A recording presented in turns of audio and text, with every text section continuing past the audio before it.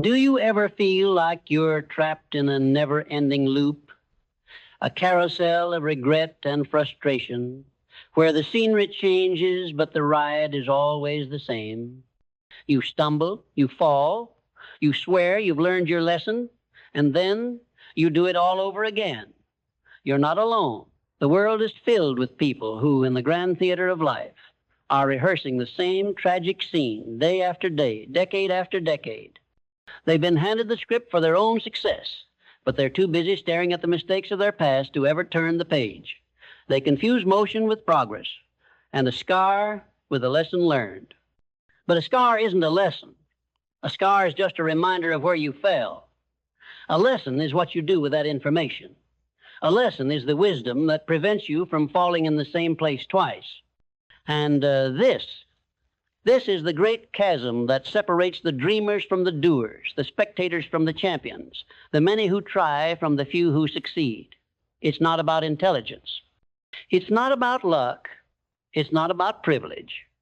It's about a single, profound, and often misunderstood principle: the ability to truly learn from your mistakes.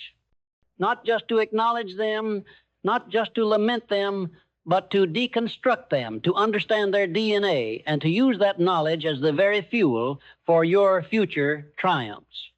Think about it. We are conditioned from birth to fear failure. We are taught to color inside the lines, to follow the rules, to avoid making mistakes at all costs. Society applauds the flawless victory, but it shuns the clumsy attempt. It celebrates the finished product, but it scoffs at the messy process. And so we become experts at hiding our failures, at burying our blunders, at pretending we have it all together. We build a fortress of perfection around ourselves, and in doing so, we trap ourselves inside a prison of our own making. But the greatest innovators, the most celebrated visionaries, the titans of industry and the masters of their craft, they all know a secret that the rest of the world has forgotten. They understand that failure isn't the opposite of success. It's a stepping stone to it. They understand that every single mistake, every single setback, every single rejection is a data point. It's a clue. It's a piece of the puzzle. And the person who learns to collect and analyze these clues is the person who ultimately solves the riddle of their own destiny. Consider the story of Thomas Edison, a man who, by all accounts, was an absolute master of failure. He didn't just make a few mistakes. He made thousands. He famously said, "I have not failed. I've just found 0 ways that won't work." This wasn't some clever soundbite. This was his lived reality. He approached each failed experiment not with despair, but with a burning curiosity. He wasn't trying to avoid failure. He was trying to exhaust it. He was trying to find every single possible way not to create a light bulb, so that the one remaining way would be the only way. His lab wasn't a place of guaranteed success. It was a cathedral of disciplined, methodical, and relentless failure. And in that cathedral, he found the light. This is the mindset that separates the extraordinary from the ordinary. The ordinary person sees a mistake and says, "Well, that didn't work. I'm no good at this." They internalize the failure as a reflection of their own inadequacy. The extraordinary person sees a mistake and says, "Interesting. Why didn't that work? What can I learn from this? What new insight has this given me?" They externalize the failure as a source of invaluable information. They don't take it personally. They take it scientifically. And this is where we begin. This is the first and most critical step on the journey to true learning. You must detach your ego from the outcome. Your worth as a human being is not defined by whether or not you succeed on the first try. It is defined by your willingness to try again and again and again with more wisdom and more ferocity each time. You are not your mistakes. You are the architect of your future, and your mistakes are simply the blueprints you must redraw. The next great hurdle is clarity. Most people fail to learn from their mistakes because they don't even know what their mistakes are. They have a vague sense of dissatisfaction, a generalized feeling of things aren't working, but they never take the time to drill down into the specifics. They live in a fog of generalities. I'm not a good public speaker. I'm bad with money. I can't seem to get a promotion. These are not mistakes. These are symptoms. These are the results of 1,000 tiny, unexamined missteps. True learning requires surgical precision. It requires you to grab a mental scalpel and dissect the moment of failure itself. What was the exact decision that led to this outcome? What specific action did you take or fail to take? What were you thinking in the moments leading up to the blunder? You have to become a detective in your own life, a forensic accountant of your own failures. You have to trace the line of cause and effect, not with blame, but with a cold, hard, analytical curiosity. Let's take the example of I'm bad with money. The ordinary person accepts this as a fundamental truth about themselves and gives up. The extraordinary person says, okay, that's not specific enough. When did I last feel bad with money? It was when I bought that new car. What was the specific mistake? I didn't budget for the insurance and maintenance costs. What was the real mistake?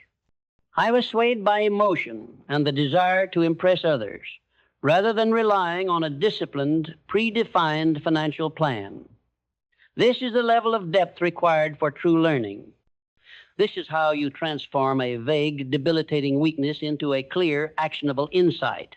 This pursuit of clarity leads us to the next indispensable pillar, the vision. A mistake is a dead end only if you don't know where you're going. But if you have a clear, burning, and compelling vision for your future, then a mistake is simply a navigational error. It's a wrong turn on a long road. The person who is drifting through life without a destination will be utterly derailed by a setback. They'll see it as a sign to give up, to turn around, to go back to the comfort of the familiar. But the person who knows exactly where they are headed will simply see the mistake as a data point, a course correction. They'll adjust their sails and continue their journey with renewed focus. Think about the Wright brothers. They weren't just tinkering with gliders. They had an audacious, crystal clear vision to create a machine that could fly under its own power and be controlled by a human. Every single crash, every single broken wing, every single failed experiment was a learning opportunity, a step closer to their grand vision. The pain of the failures was temporary, but the fire of their vision was eternal. They weren't just trying to avoid falling, they were trying to achieve flight. And the bigger the vision, the more insignificant the individual setback becomes. This vision, this burning purpose, is what gives you the resilience to persevere. Resilience isn't just about bouncing back. It's about bouncing forward. It's about using the energy of the setback to propel you further down your chosen path.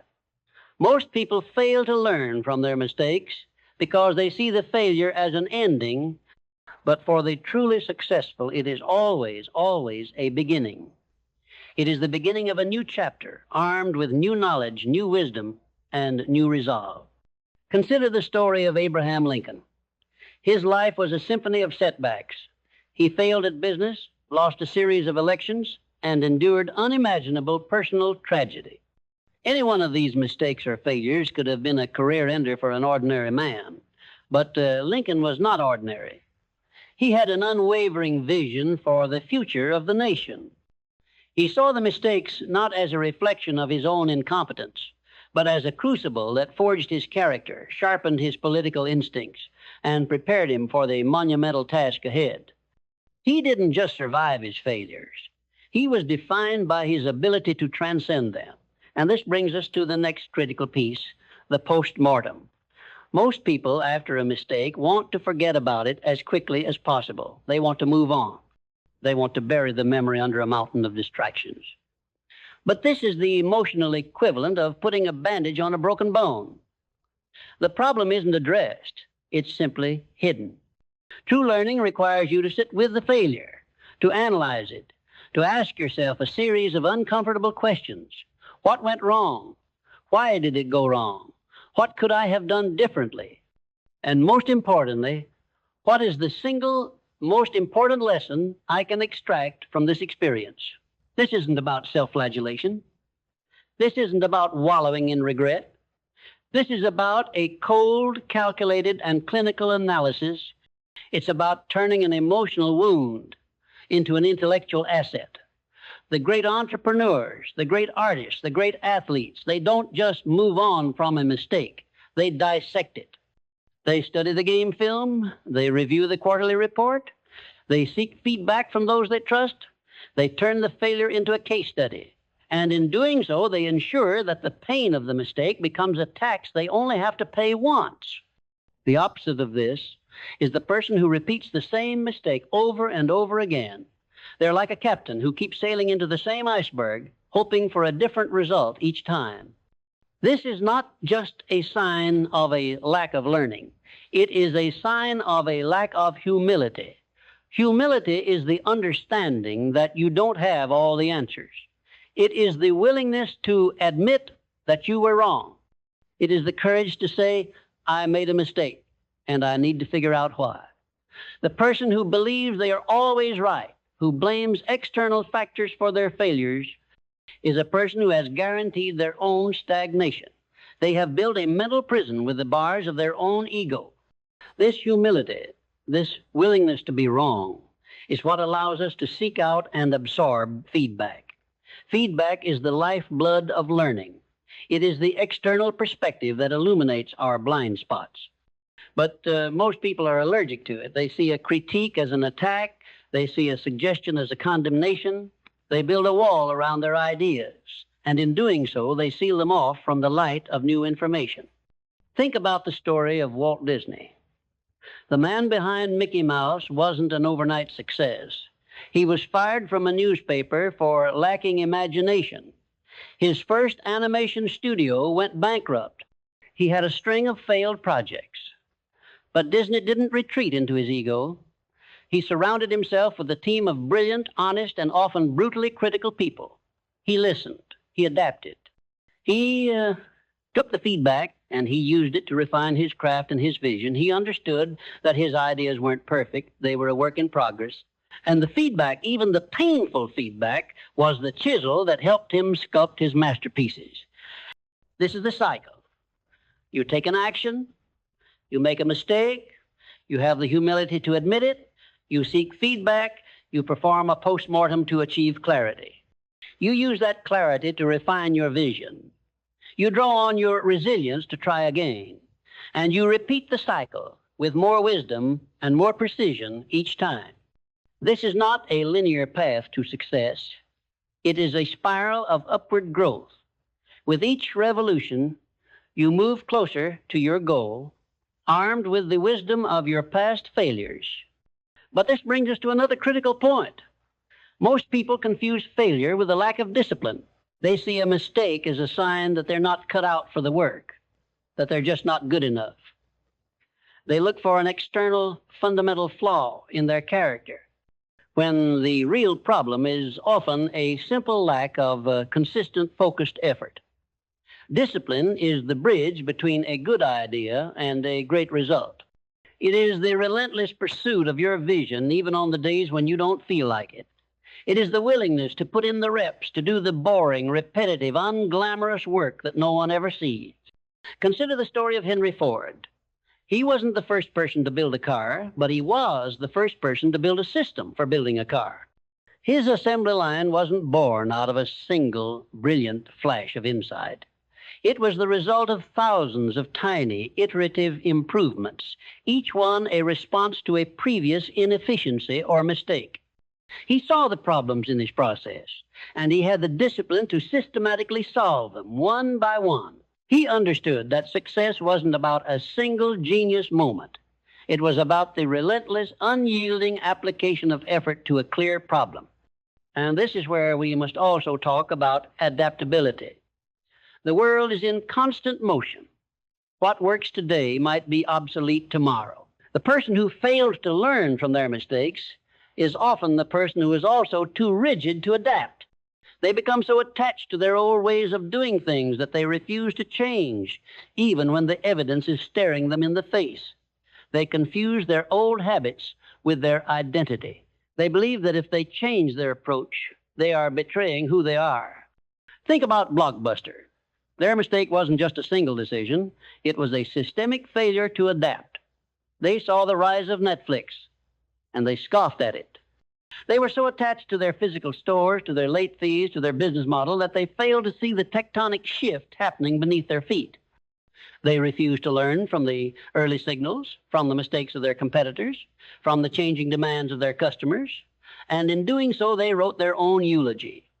Compare this to a company like Amazon, founded by a man who embraces adaptability with a religious fervor. Jeff Bezos' mantra is to be customer-obsessed, but his unspoken philosophy is to be constantly learning. He has built a company that is not afraid to experiment, to fail, and to pivot. They launched the Fire Phone, and it was a spectacular failure. Did they double down on it? No.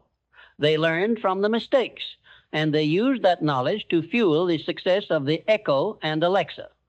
They didn't see the failure as an ending. They saw it as a data point, a course correction, a moment to adapt and grow. And this adaptability, this willingness to change is born from a place of gratitude. This may sound counterintuitive. Why should you be grateful for your mistakes? Because a mistake is a gift. It is an opportunity to learn something new about yourself, about your process, about the world. It is a moment of truth, an unvarnished look at reality. The person who is grateful for their failures is the person who sees them not as a curse, but as a blessing in disguise. Think about the story of Steve Jobs. He was fired from the company he founded, a moment that for most people would have been a catastrophic, ego-crushing failure. But in his own words, it was the best thing that could have ever happened to me. It freed him. It allowed him to start anew, to create NXT and Pixar, and to ultimately return to Apple with a new perspective, a new wisdom, and a new fire. He was grateful for the mistake, for the pain, for the humiliation, because it gave him the greatest gift of all, the opportunity to rebuild.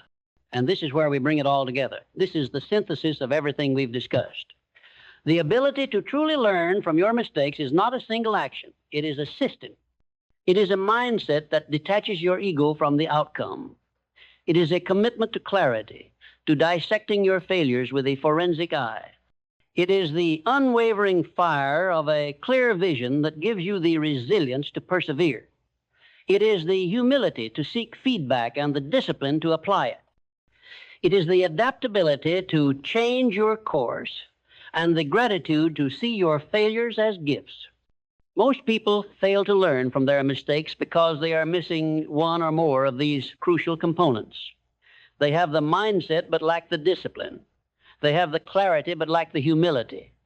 They have the resilience but lack the vision. They have all the ingredients but they haven't learned to bake the cake. But now you know the recipe. You have the blueprint. The mistakes of your past are not a chain that binds you. They are a ladder that lifts you. Every single stumble, every single fall, every single wrong turn is a step on that ladder. But you have to take the step. You have to analyze the failure, extract the wisdom, and use it to propel yourself forward. The future is not a place you go.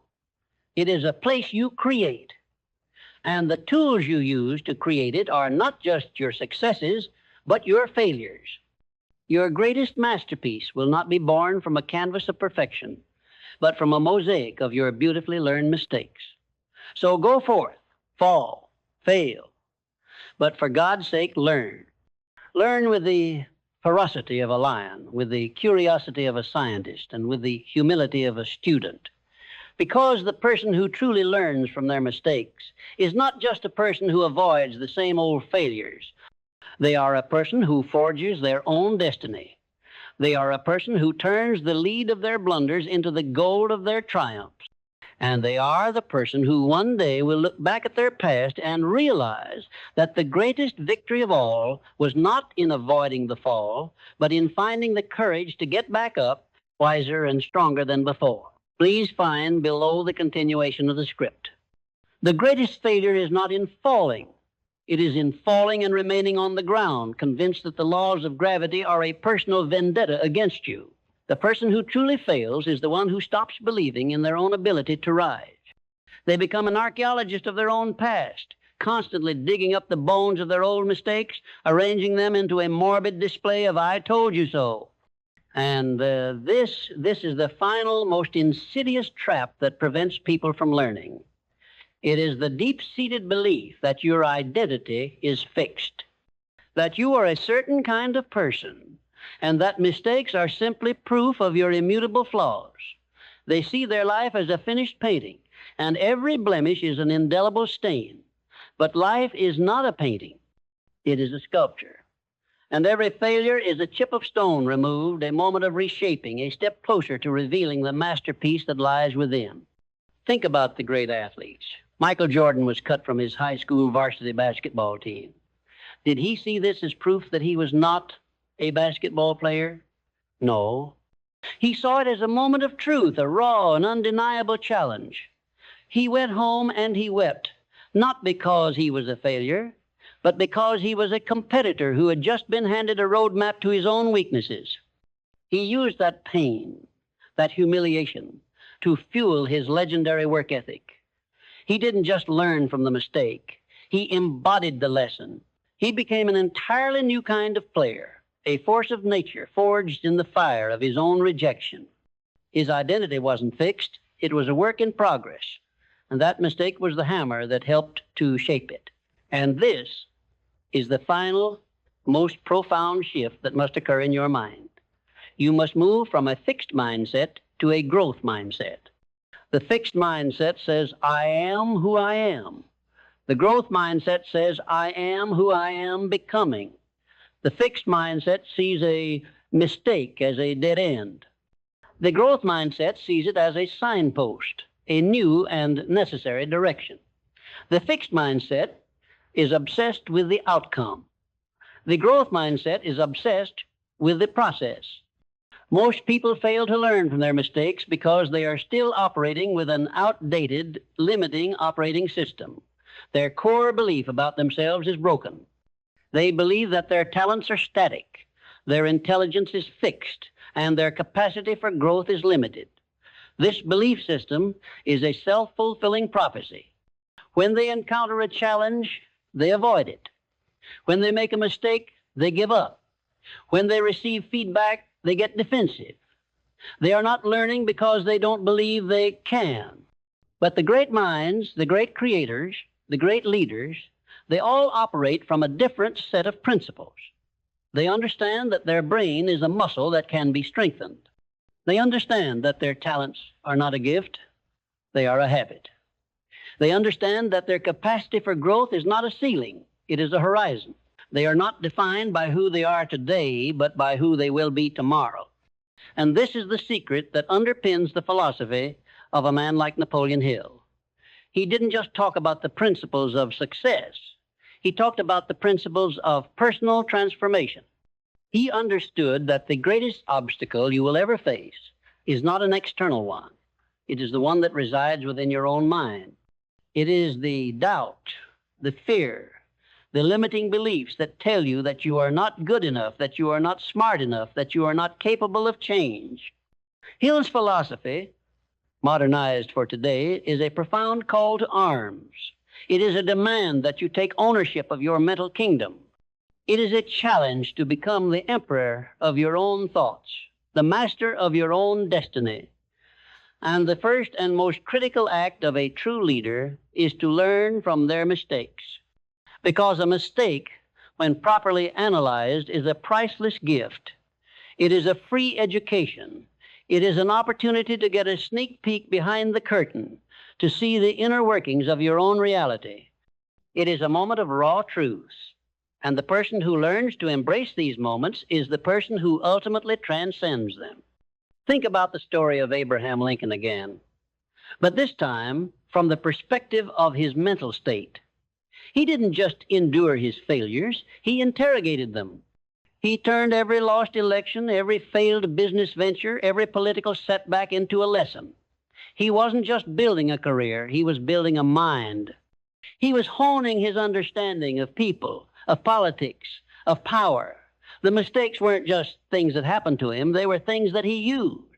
They were the curriculum of his life, and he was a master student. This is the power of a growth mindset. It turns a tragic narrative of I failed into a heroic narrative of I learned. It reframes the past not as a burden, but as a resource. It allows you to look at every scar and see not a wound, but a badge of honor, a symbol of the battles you have fought and the wisdom you have gained. The final piece of this intricate puzzle is action. All the mindset shifts, all the clarity, all the resilience in the world are meaningless without action. The person who learns from their mistakes isn't the person who just thinks about them differently. It's the person who acts differently. They take the lesson, they integrate it, and they apply it to their next move.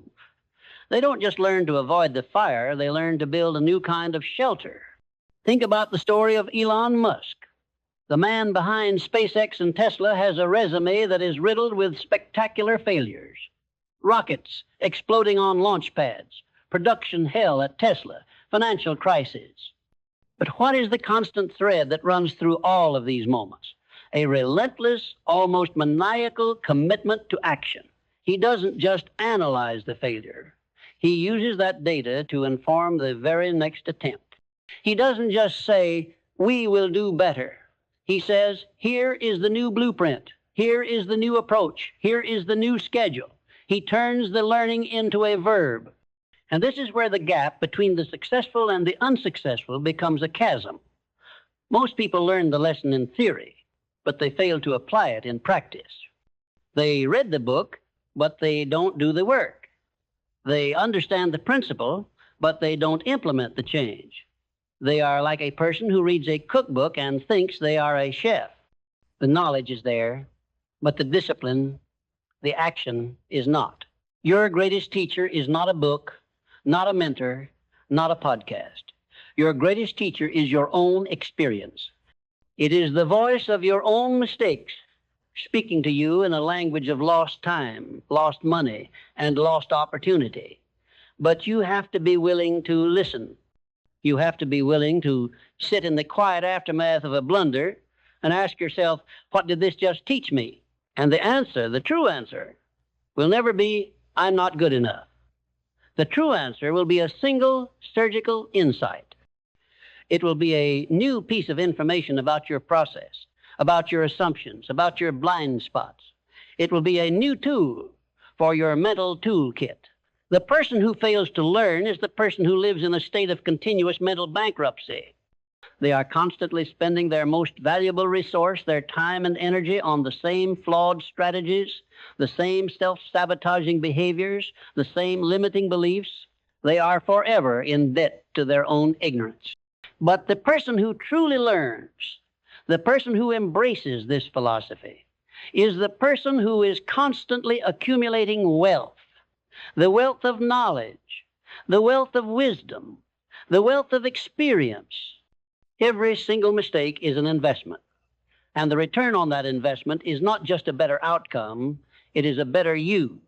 So let go of the shame. Let go of the regret. Let go of the narrative that your mistakes define you. They don't. They inform you. They refine you. They are the crucibles in which the new you is being forged. You are not a finished product. You are a work in progress. You are a masterpiece in the making. And the canvas of your life is not a place to be afraid of blemishes, but a place to be bold, to be daring, to be unafraid of the inevitable smudges and false starts, because every single one of them is a part of the journey. Every single one of them is a lesson learned.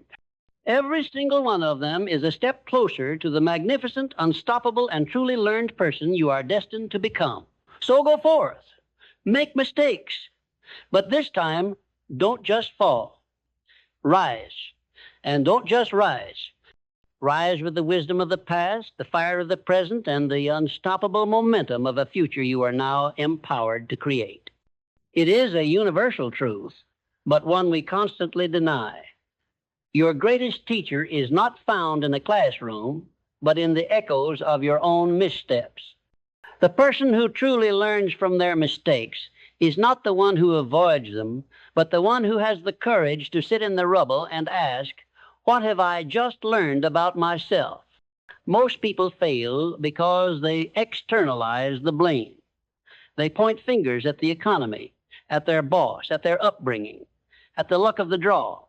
They become a victim of circumstance, a passenger on the bus of their own life, or ever complaining about the destination. But the moment you take radical accountability, the moment you look in the mirror and say, I am the one responsible for this outcome, is the moment your power returns. You are no longer a victim, you are a captain. And even a sunken ship can teach a captain how to navigate the waters more skillfully next time. Consider the story of a man like Steve Jobs again. When he was fired from Apple, he could have spent the rest of his life as a bitter footnote in the company's history. He could have blamed the board, the investors, or the very culture he had helped to create. But he didn't. He looked inward. He took accountability for his own hubris, his own management style, and the very weaknesses that had led to his ousting. And in that moment of raw, painful truth, he found the freedom to build NXT and Pixar. He learned the lessons of leadership, of humility, of patience. He transformed the tragic mistake of being fired into the strategic wisdom of a man who would one day return to save the very company that had cast him out. Accountability wasn't a punishment for Jobs. It was the key to his own rebirth. And this brings us to a softer but equally crucial part of the process: self-forgiveness. Many people fail to learn from their mistakes because they are stuck in a prison of their own making, the prison of regret and self-loathing. They replay the moment of failure over and over, not to learn from it, but to punish themselves for it. They believe that if they just feel bad enough, the mistake will somehow be undone. But a mistake is not a moral failing, it is a human failing. And the only way to move past it is to grant yourself the same grace you would grant a friend. To say, I made a mistake. It was a bad decision, but it does not make me a bad person. And now I will use this experience to make a better decision tomorrow. This isn't about letting yourself off the hook. It's about taking the lesson and leaving the burden behind. It is the understanding that a broken compass is useless, but a compass that has been recalibrated is a priceless tool. Self-forgiveness is the act of recalibrating your compass so you can stop circling the same mistakes and start charting a new course. But the journey of learning from mistakes is not a solitary one. Another great failure is the refusal to seek wisdom from others. Most people, when they make a mistake, retreat into their shell. They are ashamed and they believe that their failure is a secret to be kept, a weakness to be hidden. But the great minds, the great leaders, the great visionaries all understand the power of a mastermind alliance. They understand that a mistake is a puzzle and that more minds working on the puzzle will lead to a solution faster. Think about the story of Henry Ford and his early struggles with the assembly line. He didn't lock himself in a room and try to solve all the problems on his own. He assembled a team of brilliant engineers, mechanics, and thinkers. He created a culture where every inefficiency, every mistake, every setback was a challenge to be solved collectively. He understood that his greatest strength was not his own mind, but the collective mind of his team. His mistakes became a catalyst for innovation, not just for him, but for everyone around him. His failures were the raw material for his team's greatest triumphs. Your mistakes are not just for you to learn from. They are also for your community, for your family, your friends, your colleagues. When you share your lessons, you are not revealing a weakness, you are offering a gift. You are saying, I went down this path and I hit a roadblock. Let me tell you how to avoid it. This is the ultimate act of leadership, to turn your personal failure into a collective victory. And this leads us to the final and perhaps most important piece of the puzzle, the ultimate purpose. Why do we even go through this arduous, painful process of learning from our mistakes? Why do we have to fall and get back up time and time again? It is not just so we can achieve a goal or make a fortune or build a company. It is for a purpose far deeper than that. The ultimate purpose of learning from our mistakes is to become a person of wisdom. Wisdom is not just knowledge. Knowledge is knowing that a certain action leads to a certain result. Wisdom is understanding the why behind that result. It is the ability to see patterns, to anticipate consequences, to navigate the complexities of life with a calm and steady hand. It is the understanding that a setback is not just an obstacle to be overcome, but a teacher to be honored. Think about the great figures of history, not just the successful ones, but the wise ones. A man like Viktor Frankl, who endured the horrors of the concentration camps, could have been a man defined by the mistakes of others, by the brutal cruelty of his captors, but he wasn't. He used his unimaginable suffering, his mistakes of judgment, his moments of fear, to build a philosophy of meaning. He found purpose in the pain. He turned the greatest mistake of humanity into a lesson for all of humanity. He became not just a survivor, but a teacher of wisdom. This, then, is the grand design. This is the ultimate destination of the journey we have been on. It is not about avoiding mistakes. It is not about being perfect. It is not about reaching some final flawless state. The ultimate purpose is to become wise, to become a person who can look at the chaos of life and find order, to become a person who can look at the darkness of failure and find the light of a new path. The world is filled with people who are smart. It is filled with people who are talented. It is even filled with people who are lucky. But it is starving for people who are wise. And wisdom is not something you were born with. It is something you earn, one mistake at a time. It is a reward you receive for having the courage to fall, the humility to learn, and the resolve to get back up. So in the end, the question is not, why do most people fail to learn from their mistakes? The answer is now clear.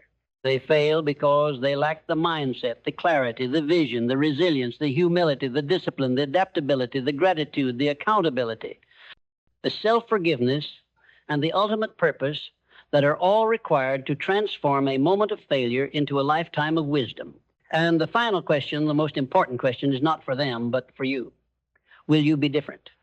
Will you choose to see the wreckage of your past not as a monument to your flaws, but as a quarry of raw materials for your future triumphs? Will you turn the pages of your life not with a sense of dread, but with the excitement of a student who knows that the next lesson is just around the corner? The choice is yours. The path is clear. And the journey begins not with a perfect first step, but with a fearless, imperfect, and magnificent first mistake.